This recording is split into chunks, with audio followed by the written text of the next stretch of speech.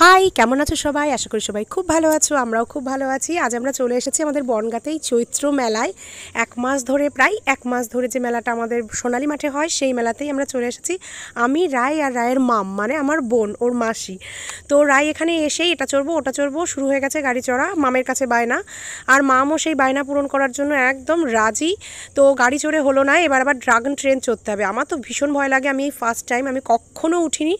তো আমি ওই জন্য ফোনটাকেও আমি ব্যাগের ভেতরে ঢুকিয়ে নিয়েছিলাম, আর ভিডিও করতে পারিনি ট্রেন চড়ার সময়, কেননা হাত থেকে যদি পড়ে যায়। তারপর সেখান থেকে হলো না, এখানে এসে আবার লাফাতে হবে। তো লাফাতে গিয়ে আবার ভয় পাচ্ছে, সেই জন্য মামের হাত ধরে ধরে লাফাচ্ছে। তারপর আমরা একটু মেলাটা ঘুরলাম, এটা ওটা খেলাম, কেনাকাটা করলাম। কেনাকাটার কথা আর বলার নেই কিছু, যা দেখছে সেটাই বায়না, এটা দাও ওটা দাও সেটা দাও। মামও প্রচুর বায়না মিটালো।